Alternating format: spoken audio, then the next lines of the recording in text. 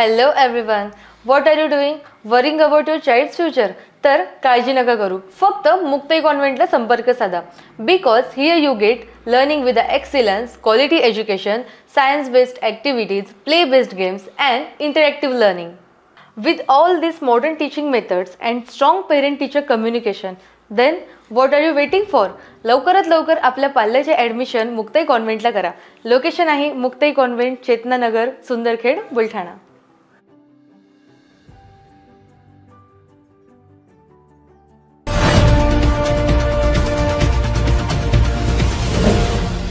City news, वसा जनसेवेचा.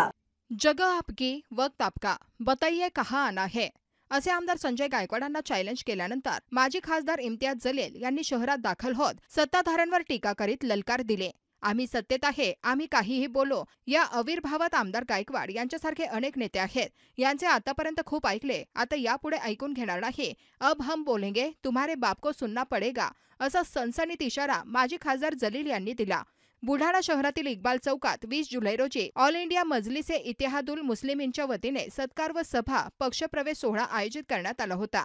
यावेळी माजी खासदार इम्तियाज जलील बोलत होते. शिवसेना शिंदे गटाचे आमदार संजय गायकवाड यांनी आकाशवाणी आमदार निवास येथील कॅन्टीनमधल्या कर्मचाऱ्याला मारहाण केली होती. यावर प्रतिक्रिया देताना MIMचे नेते माजी खासदार इम्तियाज जलील यांनी जोरदार हल्लाबोल केला होता. मी त्या वेटरच्या जागी असतो तर आमदार संजय गायकवाड यांची लुंगी सोडून कानशिलात लगावली असते, असे जलील यांनी म्हटले होते. त्यानंतर जलील यांच्या या वक्तव्याला आमदार संजय गायकवाड यांनी प्रत्युत्तर दिले होते. तुम्ही त्या हॉटेलचे कंत्राट घेऊन दाखवा. या वेटरला तर 2च घुसे मारले आहेत. तुम्हाला एवढे मारेल की तुम्ही हॉटेल चालवायच्या लायकीचे सुद्धा राहणार नाही, असे आमदार संजय गायकवाड यांनी इम्तियाज जलील यांना म्हटले होते. दरम्यान इम्तियाज जलील यांनी पुन्हा याचे प्रत्युत्तर दिले.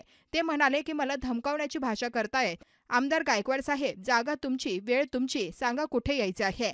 मला तुमच्याशी काही देणे घेणे नाही, परंतु तुम्ही काही चुकीची हरकत करत असाल आणि त्या गरीबासाठी आवाज उठवणारा कोणी नसेल आणि आपले मुख्यमंत्री हसत हसत या प्रकरणावर उत्तर देत असतील तर अशा गरीबासाठी मी जरूर उभा राहील. दरम्यान आज इम्तियाज जलील शहरात दाखल झाले असता त्यांनी हजारो संख्येत उपस्थित असलेल्या आयोजित सभेत सत्ताधाऱ्यांवर जहाल टीका केली. हम किसी के ऊपर भी हाथ उठा सकते हैं. अगर गलती से भी अपने जहन में ये बात चल रही है कि इम्तियाज जलील के ऊपर भी हम हाथ उठा सकते हैं,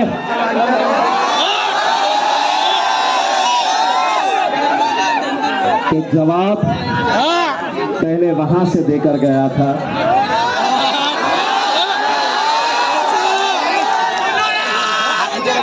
जगह तेरी, दिल तेरा,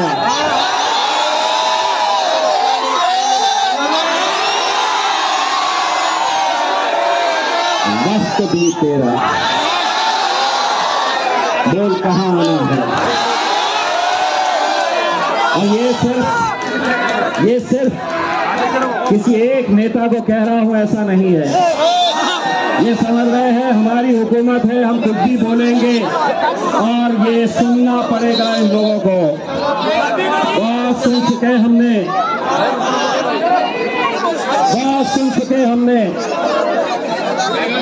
और दूसरी जमातों के अंदर और हम में ये फर्क है कि पहले तुम जब बोलते थे तो इन्हें सुनना पड़ता था. हमने भी सुना है कई सालों तक, लेकिन आज हम ये ऐलान कर रहे हैं कि अब अगर तुम कुछ बोलेंगे तो तुम्हारे बाप को भी अब सुनना पड़ेगा. वो दौर गए हैं कि जब तुम बोलते थे हम सुनते थे. अब हम बोलेंगे और तुम्हारे